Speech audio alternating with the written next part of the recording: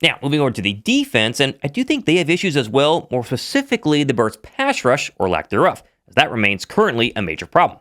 And yes, they have gotten to opposing quarterbacks at times, but whether Jalen Carter is hurt or not, and that's affecting the overall pass rush on the interior is one thing, but guys like Jalen Hunt, for instance, have been a massive disappointment so far with 0 sacks and very little pressures.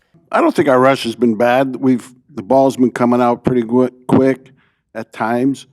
I haven't felt an epidemic during the games when I'm calling them that our rush isn't good enough.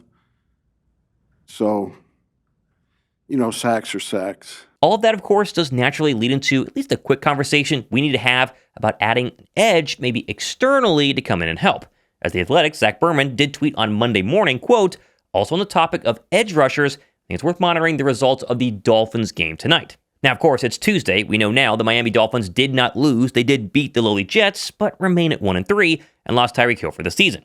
I personally don't think Tua and company are going anywhere fast, so maybe Phillips is now an option as we approach the Week 8 trade deadline if Howie alone thinks they need some edge rusher help. And yes, I do think that should include the possibility of Bengals edge rusher Trey Hendrickson as well, as of course all the preseason trade drama, we talked about it a lot on this channel, did result in the edge landing a 1-year pay bump, but no long-term extension, which technically does make him a lot easier to trade to a team like Philadelphia, who wouldn't have wanted to pay for a long-term contract plus draft picks. And of course, much like Miami, they're going nowhere fast. The Bengals got rolled by the Broncos on Monday Night Football. They don't have Joe Burrow anytime soon. Trey Hendrickson being traded could be a very real possibility for a Bengal team that might just, throw in the towel in the 2025 season, load up on draft picks, and completely reset when Burrow's healthy in 2026. Of course, I'm not saying Philadelphia will for sure make an edge rusher move. There's been no actual reporting on this as of now. And of course, they literally just added Zadarius Smith and do have Nolan Smith waiting in the wings. Plus, and I've said this for weeks now, let's not forget with Ogbo tearing his triceps a couple of days ago,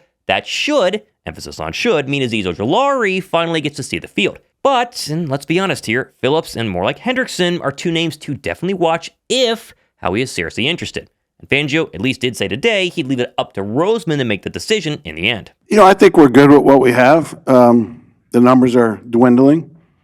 And if we need more, I'm sure Howie will get something done.